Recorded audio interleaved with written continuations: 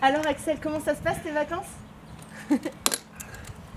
Bah écoute, ça se passe super bien. Ouais, à Font-Romeu. À Font-Romeu, Ouais. dans la montagne.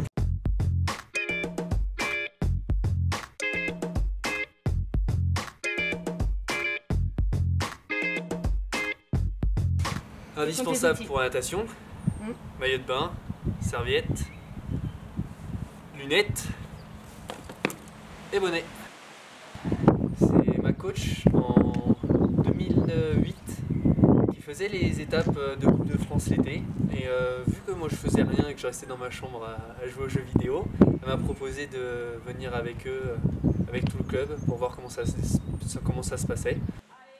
On part pour un 5, un 10, un 15 ou un 25 km, ce qui dure entre 1 heure pour la plus petite et 5 heures pour la plus grande distance, avec des ravitaillements.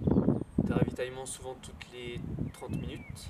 Tu peux faire le bassin et l'eau libre et enchaîner les deux, comme j'ai fait en 2014, enchaîner l'eau libre au championnat d'Europe et le bassin au championnat d'Europe.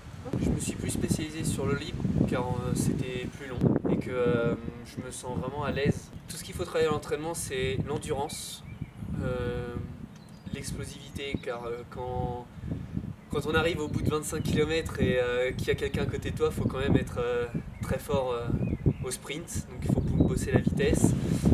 J'aime pas être dans le peloton, me bagarrer pour avoir la vague de celui qui est devant. Je préfère être devant, avoir mon allure et faire ce que j'ai à faire.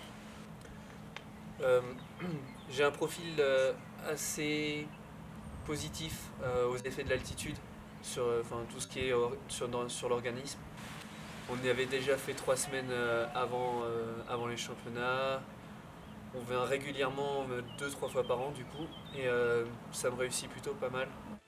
L'avantage qu'il a, c'est qu'il est capable d'être champion du monde sur 25 km, c'est pas donné à tout.